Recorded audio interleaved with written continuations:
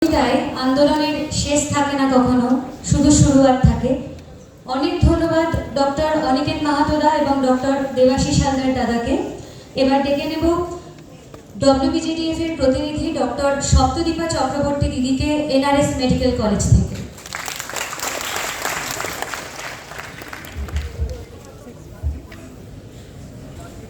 শুরুতে সবাইকে স্বাগত ও কুর্নিশ জানাই। আমি আজ WBJDF এর পক্ষ থেকে আমার বক্তব্যটি ইংলিশে রাখবো, কারণ আমরা চাই যে দেশ বিদেশ সব জায়গায় যেন আমাদের বার্তা ছড়িয়ে পড়ে।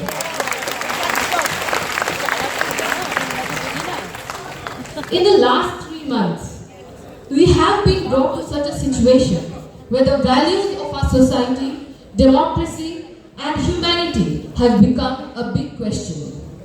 On the 9th of August, a woman was brutally raped and murdered in her workplace.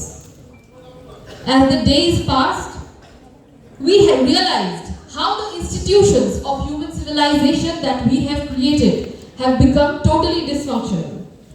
The very fact that this heinous crime could take place, the deliberate investigational hurdles, the need to ask for justice on the streets, all of these are proof that all these institutions that we have created are completely dysfunctional. Additionally, we are also faced with a very slow system that delivers justice and administrative resistance to our protest. We have seen it all in the last 3 months. We also learned about some horrific incidents of rape and murder. Murshidabad, Joynagar, Joyga has proved to us how the age of the victim is immaterial, that any heinous crime can happen to anybody, anytime, in any situation. Do we call this human progress, or are we deluded enough to substitute technological advancement and call it human progress? Has there been any progress at all? We should be asking ourselves. The irony is really in the fact that all of these incidents occurred while we were hitting the streets, while we were protesting on Rajpath, crying for the justice for Abhaya. However, amidst this hopelessness, in this journey to seek justice, we have found fearlessness that is infectious. We have found the existence of strong spines. We have found the strength to fight hand in hand against all adversities. We have found the warriors who echoed the songs of justice with us at Shastra Bhavan, CGO, Lal Bazar, Dharmatola. We have seen all heroes from all parts of our society.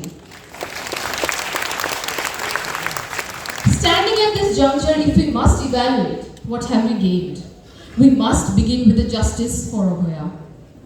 There has been an organized attempt at hushing up the case by cremating her body in a very hasty manner, contaminating and vandalizing the crime site, suppressing protesting voices, and explaining the crime by arresting only one accused. This people's movement has successfully brought light onto this narrative that this is but an institutional murder. More specifically, we believe that the arrest of ex-principal Arjikor, suspension of a few heads of threat culture, and the severe investigation details that the Supreme Court has observed to be deeply disturbing are all the ripples of our movement and resistance. The removal of CP Kolkata, the arrest of OC Tala Thana, removal of DME and DFS, and the historic lifting of barricade at Lal Bazar are strong reminders of the fierce power of the people of West Bengal. Though we must admit that this is only the tip of the iceberg and a long battle awaits us.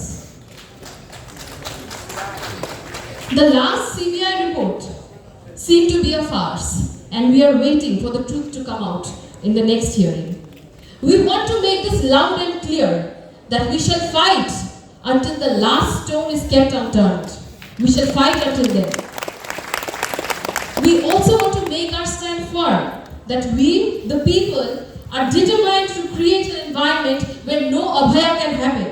Together, we advocated through our subsequent 9 demands how a sense of external as well as internal security is instrumental for the smooth functioning of the healthcare delivery system that intertwines doctors and patients. We had advocated for initiating recruitment, centralized referral system, and bed vacancy monitoring, all of which are directly essential for patient care. It is very important to reiterate that absence of these facilities causes harassment to the patients and relatives, and in turn distressed patient party subjects the healthcare professionals to violence for something that is actually a systemic failure. We advocated for a democratic environment within the college campuses and initiation of inquiry against those alleged in propagating threat culture, as we believe that the incidence of Abhaya is but a culmination of all of this.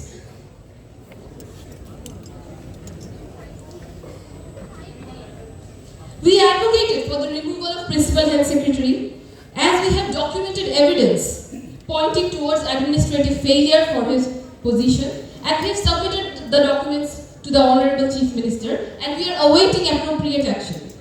We want to make it very clear that we demand justice that is both retributive as well as preventive. Our brave warriors went on a hunger strike for 18 days, consuming only water. Their health deteriorated, but never their will, never their smile. What we have witnessed is an ocean of love and support from everyone, praying for them and hoping that the government takes a human view of the matter and addresses them urgently, as all our demands had been clearly formulated and are justified in resonating with the preventive justice of Abhaya-like incidents. We spent Durga Pujo sloganeering, Utsav da Biplab. We decided Biplab. We decided it's not celebration, it's revolution. However, the government only responded after many days of their health worsening, and only after we warned of being compelled to call a health strike if our demands were not met. They not only did not categorically respond to our very well-formulated demands and the emailed 10-point demands, but also did not inform us anything about the live streaming. There are two very crucial things to note here. First, that they did not seem it important that they should have taken the consent. This only points how demeaning it is to the people we represent, the dignity of the people we represent, how demeaning it can be. And second, on this very ground, several previous other meetings have been cancelled, have been rejected. Each of these, it is important to note here that each of these meeting opportunities have been created by spending a lot of blood and sweat of the people who have been protesting on the streets. So what was the point in rejecting those meetings on the very same ground? We must think and sit on these. However, what this live streaming has actually done very lucidly is it has established what an intimidating body language looks like, including the principals of the various medical colleges. And we should remind ourselves, all of them are learned assets of our society. Everybody in that meeting was subjected to an intimidating body language. What should we call this? How should we address this? Let the people decide. As we have gathered here today in this mass convention, representing the people who have bruised their feet, walking the Rajpath, crying for Abhaya's justice, we want to know from the people on ways to take our movement forward, stronger and more resolute than ever. We want to learn from this collective experience. Together, we believe we can create a new tomorrow, where justice won't be a farce and power would come with some sense of responsibility, not a tool to be abused. Till then, we fight. We fight because we must. We fight because we are answerable to generations that are following. We fight because we cannot live in a world that is patriarchal and abusive. We fight until then. They are going to try to crush our voices, divide us, allure us, threaten us. But we look them in the eye and tell them, you can cut all the flowers, but you cannot keep spring from coming. Can you?